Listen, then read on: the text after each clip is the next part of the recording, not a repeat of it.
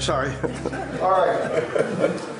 Ladies and gentlemen, Pete Himmelheber and Pat Woodburn have been eagerly awaiting this evening, this program.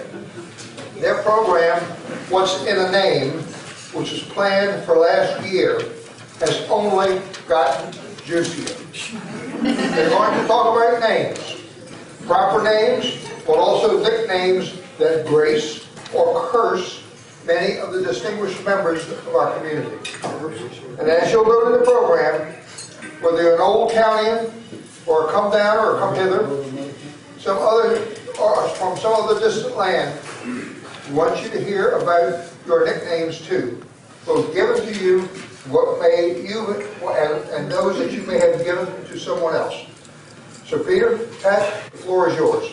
Thank you. Thank you, thank you, thank you, thank you. Okay.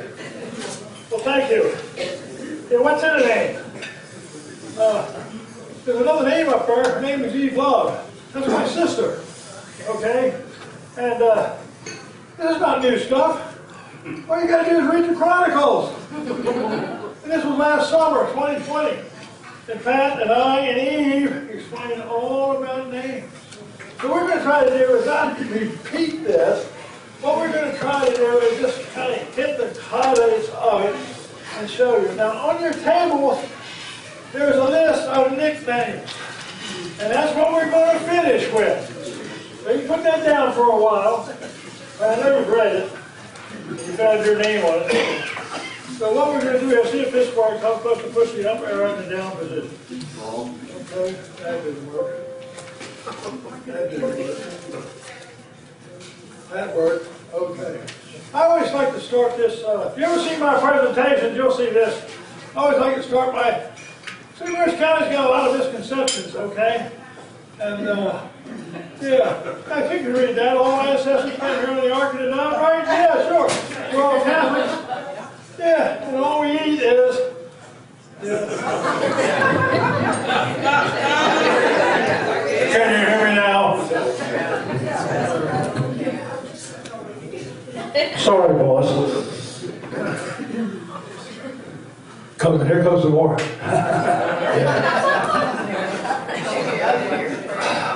Not misconceptions, I can tell you that right now. Let's get on with it. What are names used for?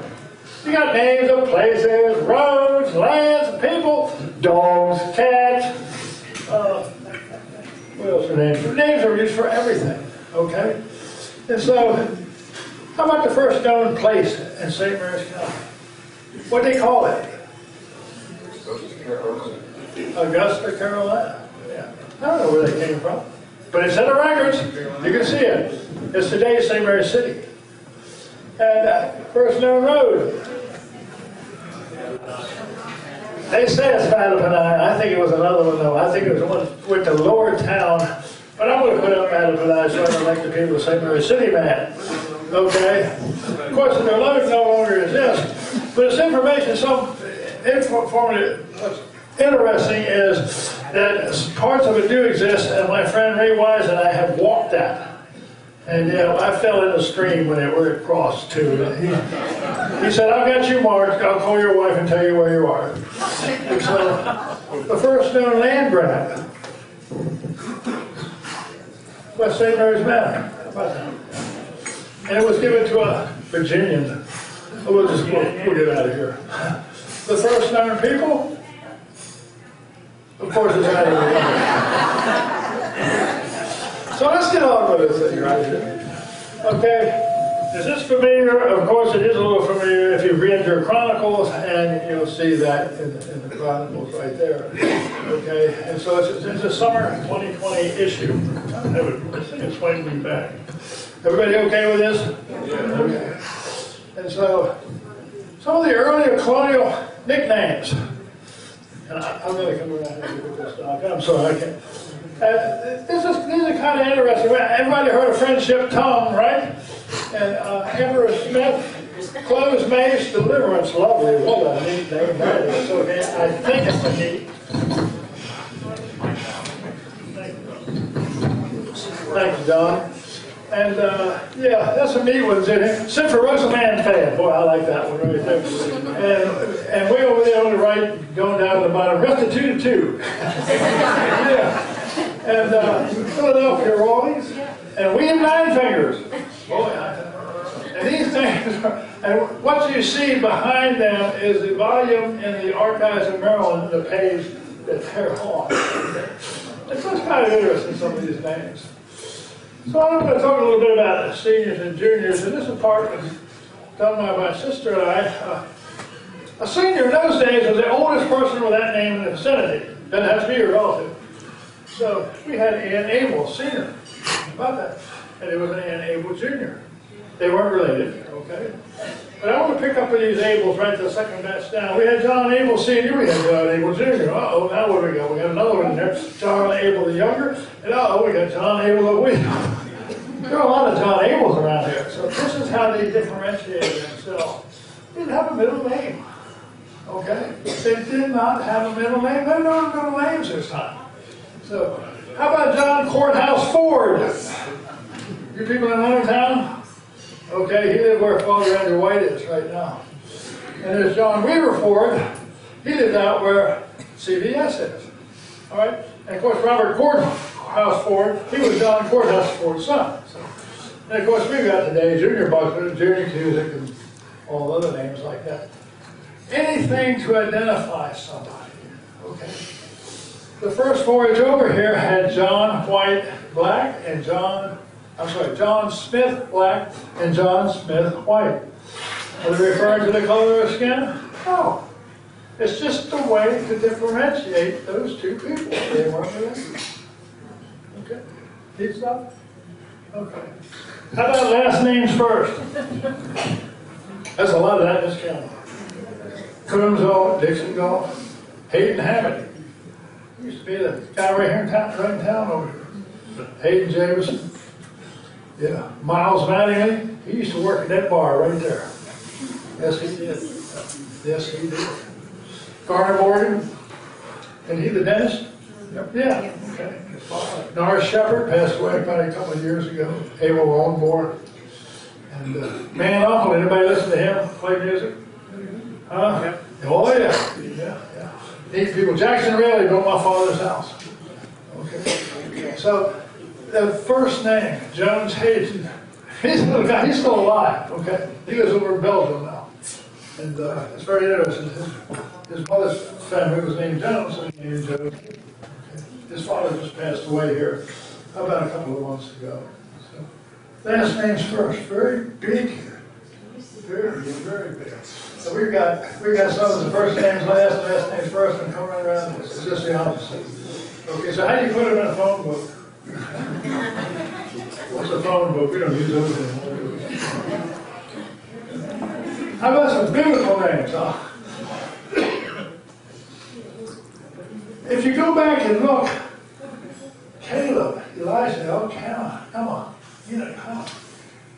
Many people starting right around the 1770s, 80s, started naming their children after the people in the Bible. Okay? And here's some of them right here. Now, see down the bottom, I got a story. Okay? These names are coming back. I worked at a historic cemetery city, and I worked at a place called a print shop. And they always give me 2 volunteers to help me. Okay? These are 4th grade kids. Hi, kid. What's your name, boy? Caleb. Okay, great. And these names are showing up. I had a Caleb and Elijah the same day. Now, I got to tell this story. I was in there one day, and a kid came in and said, "What's your name, buddy?" He said, "My name's Matthew." I said, "Okay, come over here, Matthew, get on this print press." Here comes the next class. "Okay, what's your name, buddy?" He said, "Buddy, it's Mark." "Okay, come over here. Here comes the 3rd group. "What's your name, buddy?" He said, "My name's Luke." "Okay, go. And here comes the 4th group, and I said, "Hey, John, come over here." He said, "How do you know my name?" I said, "God told me." And it was so fantastic. It was a Catholic school, and I'd done that teacher before, and I think she yanked my shade. But it's very interesting how these names are coming back. These, I guess. And then I've always got Robert. What's your name, boy? Robert. I said, Robert, get up here, get over here. I'll just keep calling him Robert the whole time. Yeah. A lot of fun with it. And how about first plus son? Johnson, Benson, yeah. These are names. McDonald, she's sitting back there somewhere. Yeah, she's son of Donald. Daughter of Donald. No, son of Donald. McDonald. The Micks there are all from England, and that's son of so. Middle names. This is something my sister did. Okay, I'm not going to read all that. This isn't Chronicles. But Pete and Eve, that's my sister, we weren't given middle names. Because when we were born, our father said Himmelheber just been enough. And so, yeah. And then, confirmation names. How legal are those? Anybody have a confirmation name? Can you still remember it? Okay, that's good. Yeah. And here I am, Peter Aloysius Himmelheber. That's me, Aloysius. I can't just spell hardly Aloysius. As my father said, Himmelheber was enough. And Bugus Spalding, God rest his soul, always said my name looked like an eye chart anyhow.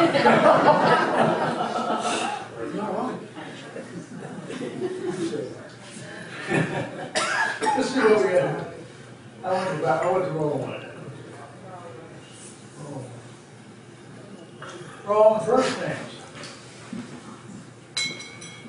I called my brother Jerry for the longest time. I never knew his name was Charles. His name was Charles. Yeah. And Pat Woodburn and I, great guy, Bob Oliver. We called him Bob all the time. His name was John Oliver. Yeah. His wife's course was the name of Peaches. So, and Dickie Payne. What was his first name? What was his real name? Dickie Payne? George. His name was George, but they called him Dickie. Let's talk to you through these people. And now, priest names. Okay. This is so there's a lot of priest names down here in this county. Okay. And this is something Pat came up here with Edward Canty. It turns out the parish priest wanted to name him after a priest friend he knew who had been sent to the mission of South America. So, not uncommon, it said the name of the parish priest. John Berkman Norris. And I don't think any Norrises are here now. Respectfully, that I understand Mary Loretta had a stroke the other day. Mary Loretta Norris, yes. And her father was named John Berkman Norris. Okay? And John Berkman's mother had about 14 kids, and she'd already named one of them John, so they named the second one John. And the priest said, we're going to call him John Berkman Norris, after Father John Berkman, and everybody knew him as Berkman Norris. And that's where that name came from. And how about Motley Mattingly? Father Motley was up at your church, Father. Yeah, he was there. And of course, Nary Guy was named Father Nary. So the priest had a lot of influence here in the naming of children. Making sense a little bit? Why are you not with me? Oh, how about names and planes? Amy came to this county in 1942 and threw us into a tizzy. We had to write a whole new dictionary. I read AMD and who's and who there and who shit and that. How about a head in the water closet? Anybody know what a head is? Well, you go to the bathroom now. It used to be an outhouse. Okay? And now the water closet. So they brought a whole new series of names of things here. And how about some fancy names? Corsair, Cutlass, Harrier, Neptune. I think I flew in a Neptune. Orion. I flew in an Osprey too. That's kind of neat. Dyer. Yeah. Well, what did you fly, sir? F-18s. The what? Hornet. Hornet? We didn't put that in there? Oh, pardon us. And how about call signs? How about MFO? And that's Carl Moody, and by golly, I still don't know what it means. It's sorry, but I thought it was my favorite other. I thought that'd be a nice name, but no, it doesn't have it. Her husband had a neat name, Bill Moody, had a neat name for calling himself the bottom feeder. His wife was MFO, and his children all had nicknames, but they were call signs. Okay. What did you say, Carol?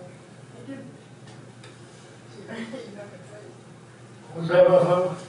Oh, Mrs. Flutter 1. Miss Flutter 1. That's Flutter 1. And I got up here from Dunner. Was that you, Fred? Yeah? Fred. And tea kettle. That was the name of our test pilots, the tea kettles, okay? And of course, I worked down on the base, and I worked in a building called Building 10. It wasn't Building 10, it was Water Building 10. And why are they doing this to us? And so these names, they brought all these names into this county that you can think of. There are some interesting stuff. All names old and gone away. And I got this out of a record. It was published in 1768, and they were talking about the McIntosh brothers, Jack and John. And this, they're both old and gone away. And I started thinking, there are no more McIntoshes here. Very few, no Calverts, no Costines, Clockers. The last Clocker died down at Hughesville on my wife's father's farm. Unfortunately, he tested the road. He used to have Him. That was a huge name down here. Very few of those. Canal, that was the first name. Great name. Canal Cheseldine was a governor here, and it's in the 1690s, okay? Canal Cheseldine. So that was another big name. Lamb, he was a surveyor. Lowe's, McIntosh, there those two guys. Medley's. I was over at the Historical Society the other day, and Karen was helping some Medleys that were over there. There were two of them. They were from Bardstown, Kentucky, right? Yeah, they were Bardstown, Kentucky. And they were in there, and I said, yeah, we got some information on Medleys. We had a couple of Chronicles articles about them. I drew a map of them for them, where they were and everything. And the next thing, Karen walks over to me and she hands me the phone and she says, this is for you. Who's that? She said, you better talk to him. Hi, my name's Lucy Medley, and I'm from Thousand Oaks, California. Can you tell me where the Medleys live? I said, yeah, you want to talk to your relatives? So every one of these things has a story. And by the way, they did come back here and we gave a nice tour of and I know you all have heard about the fort that they found out of St. Mary's City. Okay, that's been in the news. And I looked up and I showed up John Medley attended assembly there at the fort, and I showed these people where it was. And I said, yeah, your relative stood right in here. And then I took my friend Becky McDonald with me. There she is back there. And she had announced, this is my friend Becky McDonald. And Becky said, yeah, my maiden name was Abel. And two of the guys said, wow, my name is John Abel Medley, the 12th. You know, my name is John Abel Medley, the 13th. Well, let's say, how do you relative? Don't stand there and talk about it. So it's very interesting how this stuff just all comes together around here. Another name in there is Wimsatt. Right there, we got the last line there. That used to be a big name here, and we were on a cruise somewhere one day, and we got sat down to eat dinner with one, and this lady said, yes, my relatives come from St. Mary's County. I'm a Wimsatt.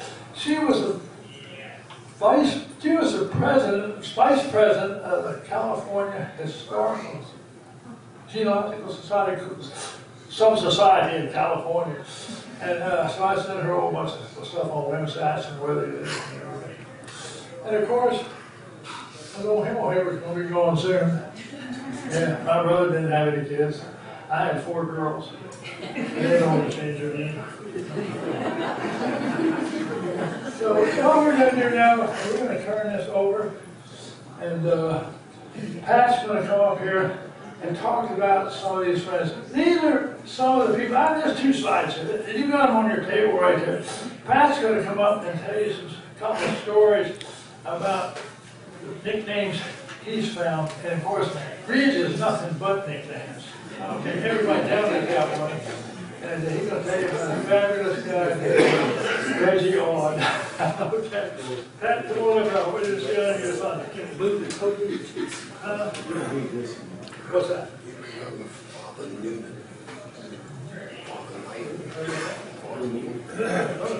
One noon at night. You want to tell it, sir? I'll attempt it. Can you stand up there? Okay.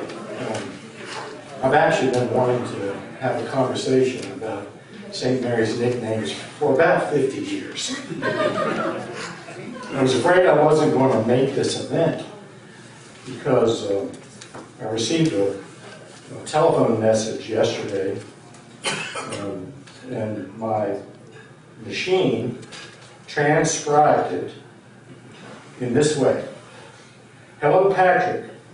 This is Ivan, reminding you that you have a 3 p.m. appointment tomorrow with God. Please arrive 10 minutes early. God never showed up.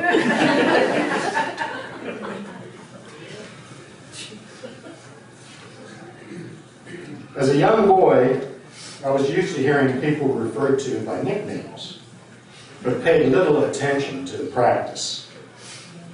I remember my mother talking about her classmates, Grit and Flip and Buzzy, and my father talking about men he worked with. Dilly Dunbar, Blinks Payne, Dolly Smith, he was man, Shorty Guy, and Hillbilly Smithers. I have a brother named Rocky. That's not his real name.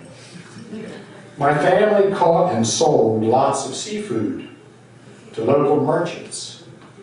Folks named Mocky Guy, Bugs Evans, Cue Ball Rayleigh, and Catfish Farrell. Still, it didn't dawn on me that so many nicknames were no oddity until I went to work at Webster Field in 1974 and was asked to join a duckpin bowling team. I said, absolutely not. I hate bowling, and I know nothing about duck pins. After lots of pressure, I relented and agreed to do it one time until they found a substitute. So I arrived at the bowling alley, and they're writing the names of the bowlers on the light board. We are Jim and Bob and Pat and Dave and Phil. I looked up at their team, and their names read Hoot, Dirt, Snake, Blinks, and Dicky. And I found out later that Dicky wasn't the man's name. His name was George. And when this team needed to bring in a substitute bowler, they brought in Pee Wee. Yes, they had Robbie and Eddie, but those two couldn't think of breaking into that nickname lineup. The entire team was a bunch of comedians. I laughed all night. I agreed to bowl one night. I bowled for 5 years. This was not the Cats and Jammer kids toying around. It was a cultural awakening for me. This group was the living embodiment and essence of the St. Mary's nickname culture. Hoot, Dirt, Blinks, Snake, these were their everyday names. Their go-to-church names. Their good morning honey names. I had to finally admit, at age 25, that I had grown up in St. Mary's County, and it was nickname heaven. That night, in that bowling alley, was my epiphany. I had arrived in the nickname Garden of Eden.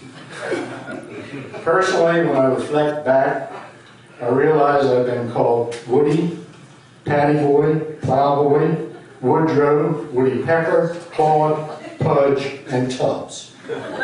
Never was I called late for dinner until tonight. In St. Mary's, we've taken on the challenge of creating unique nicknames to an art form. Monkey, Cocky, Sundown, and Fuzzy are only the beginning.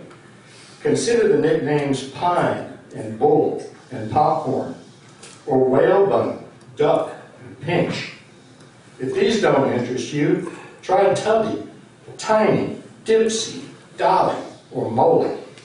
If you want style, we've got Doll and the Governor, the Judges, and old High Partner himself, God rest his soul, and needless to say, Pretty and Pritzy. Just don't get snooty about it. If you're hungry, and we've got pork chop and muffin, cookie and dumpling. If you're thirsty, we have George Budweiser Guy. Can any community really top a horse or a moose or a critter and a gator?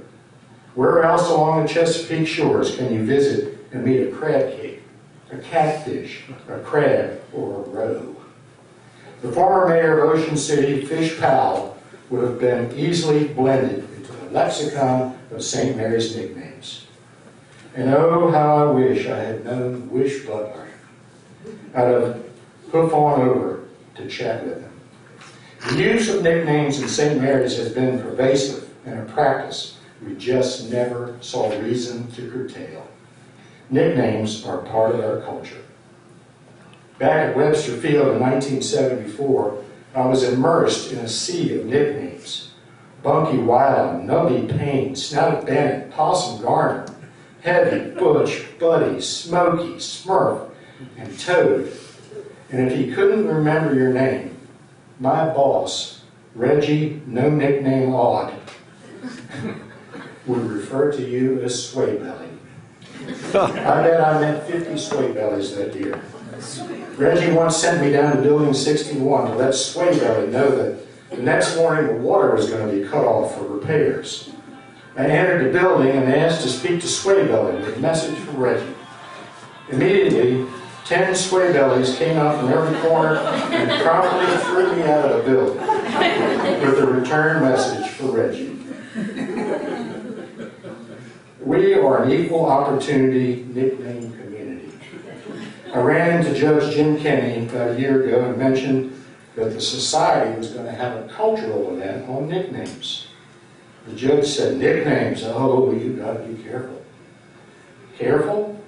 But Judge, we're an equal opportunity nickname community.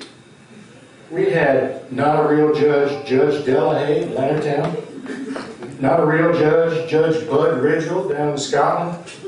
And later on, we grew real Judge Brewster Rue from Lexington Park. We do not discriminate. The penchant for the use of nicknames even impressed none other than the renowned comedian Bob Hope.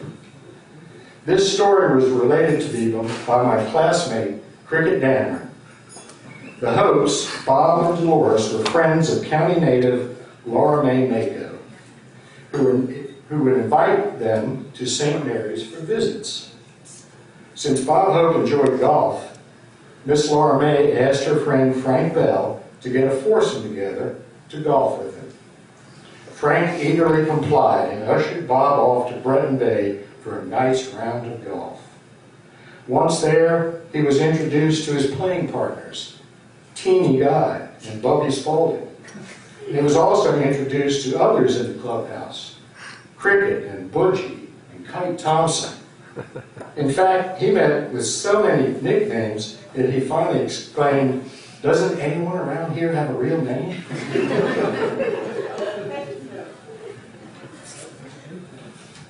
The irony of this is that back in Hollywood, Bob Hope's buddies were Toby Fields, Nipsey Russell, and Flip Wilson. And his real name was Leslie, not Bob. Two of the great nicknames from St. Mary's are Britches Carroll and Leon Dictator Cullison. Bridges Carroll was the go-to man for renowned businessman and former county commissioner Larry Millicent. Whenever a renter had a problem with the Millicent building, they were always told the same thing: see Bridges. Electrical problem, see Bridges. Plumbing, roofing, see Bridges. He must have had some big bridges. Leon Cullison was minding his own business one day at St. Michael's School when the teacher asked him to do some dictation.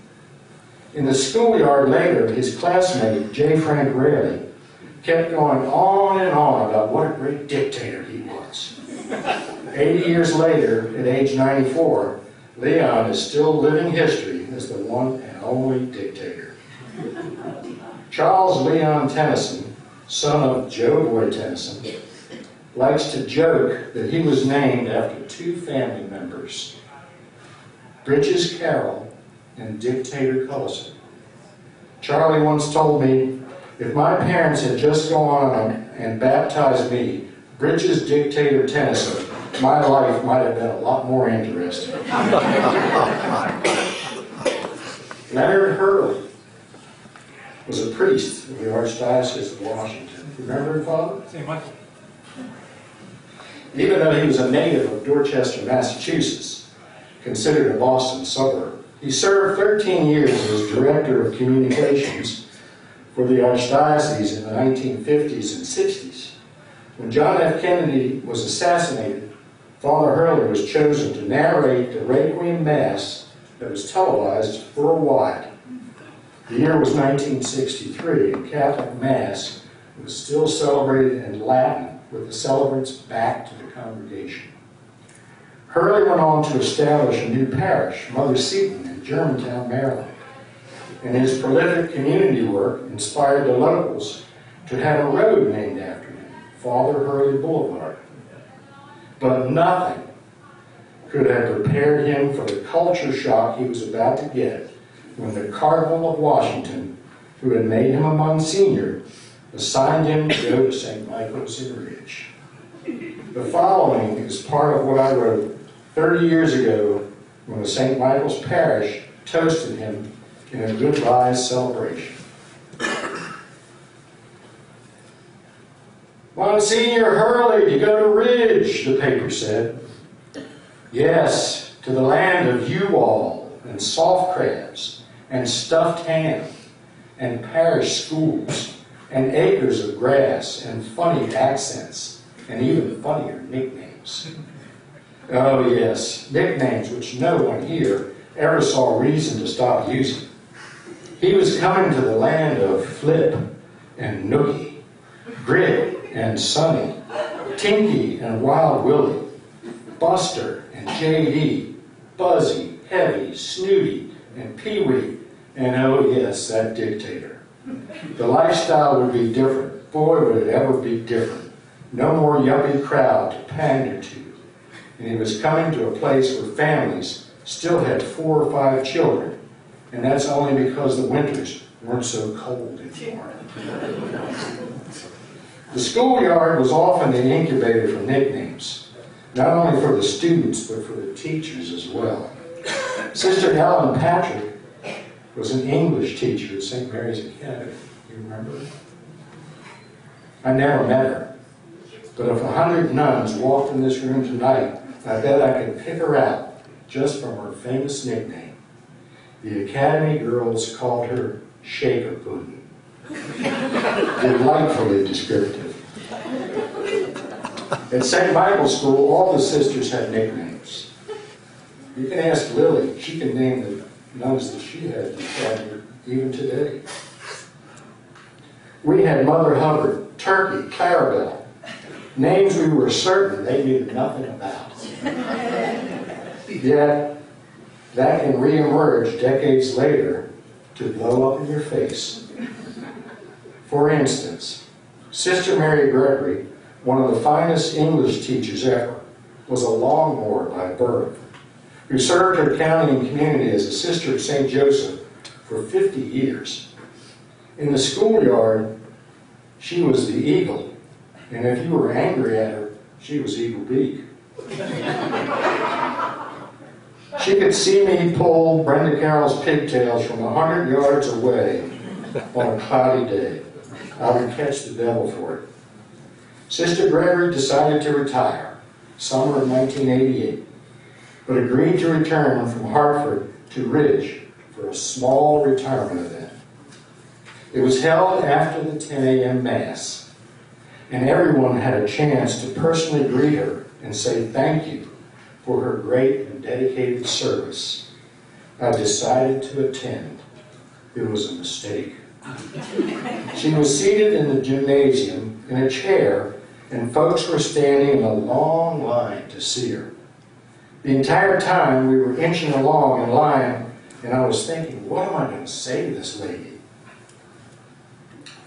Finally, it was my turn.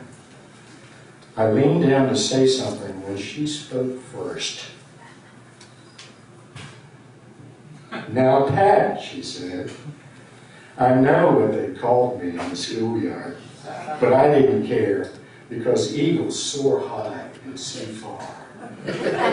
And all I could think to respond was, "Bless me, sister, for I have sinned."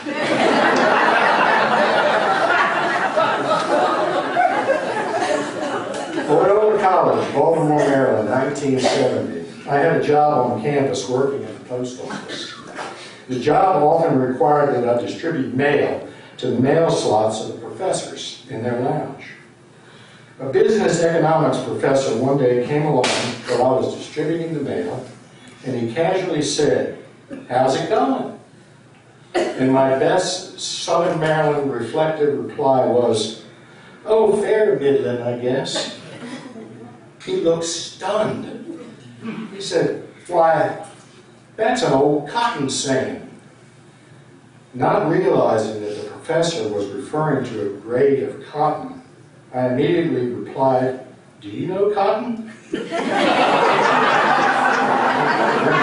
he replied, "Just a little," I said, "Well, how about his brothers, Buzzy and Tinky?"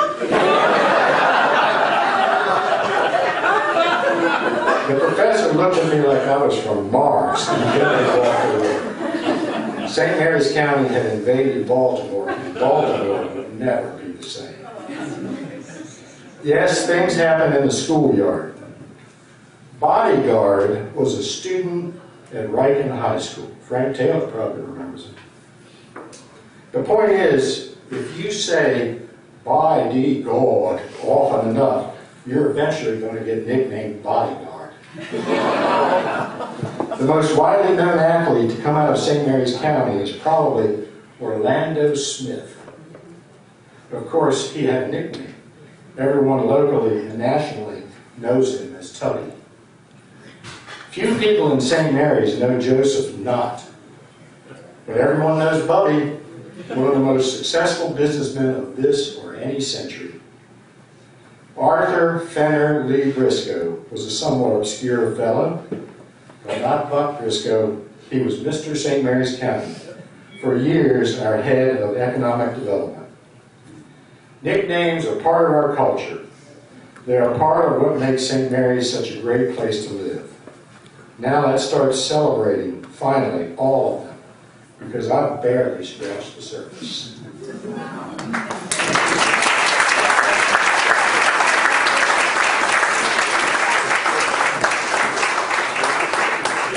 What was your nickname? You can see, Pat, I put a lot of work into this. I want to talk about just a couple of people up here real quick. You see old Dutch Himmelheber in there. Okay, right down on the bottom. That was my father. And, of course, he was getting a job as an air raid warden right when World War II started out, you know. And they look, what's this German doing? I'm not from Germany, I'm from Holland. So they called him Dutch. I want to talk about that guy way down over there in the corner. Pat Johnson, Society of Jesus. Okay? I got 3 stories to tell on Pat.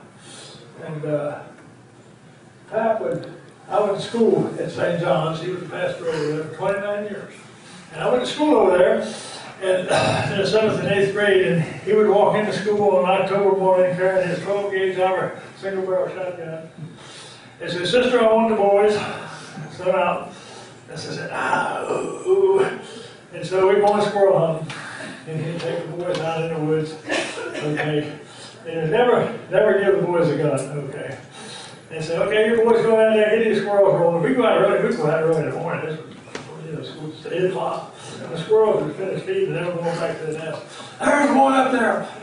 Boom! And he'd shoot, and the pine cones would come down, and the limbs would come down, and Pat would never hit the squirrel. And he'd bring the boys back, and I went through that twice.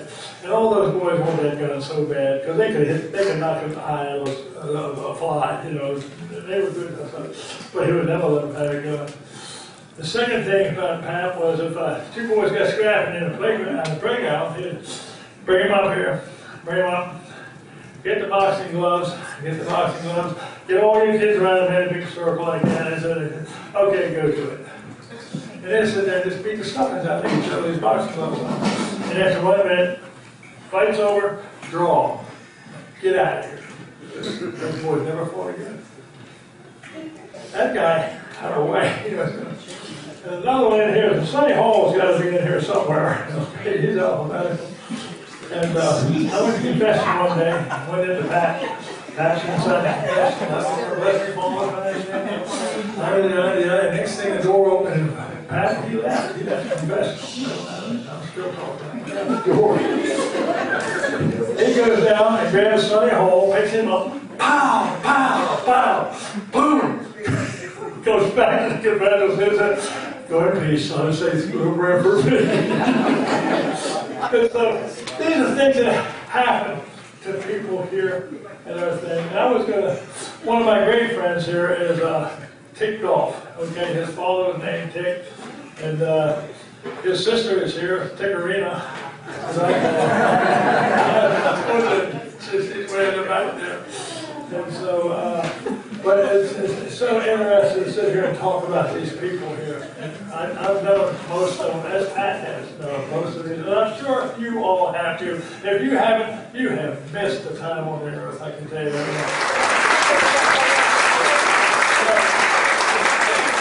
Let's go down and give me a nickname at this table here. It's not up there. Up Delahaye. Chip Wood. Yogi Roach. Back here, Mr. Lister table. Mr. Lister. Mr. Lister. Next table down. Give me a name. Got on here. Myra Swan. Who? Myra Swan. Myra? Myra Swan. Okay. Back next table. The Viper. The Viper. Okay. Table right here. Eddie Bailey were here. He would say, Slewfoot Yates. Lukefoot. Who's that back here? Ernie Bell? Slewfoot Lukefoot. Okay, back here. Skeet table. Who? Skeet table. Okay. All the way back. Worm Nars. Worm North. Like that. Nars the son. Right here. In Compton, living within a mile Who of that? each other, we had Sue Davis, Fish Morgan, and Bones Maddox. Very So we good. had Got it Sue right. Dish Okay, right here. and Sue Bones. Pee-wee. Okay. And everybody knows that beautiful Nelson family over there had 12 children, and every one of those had a nickname. Okay, start with Grandma. Not Jack. Yeah. Yes. And so, you've already had names, son. Yeah. Okay. I want to also recognize Billy Mattingly. Billy Mattingly. She has 99 years today. Where's Billy? She is 99 years today. Billy, stand up.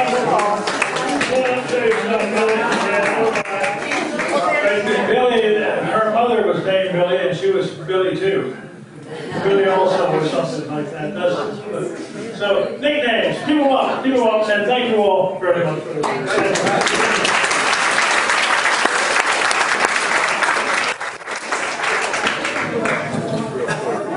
Thank you, Peter and Pat. Most enjoyable. Ladies and gentlemen, thank you for being here. Thank you for sharing the evening with us. We'll look forward to having a fall meeting. Be safe. Be careful going home.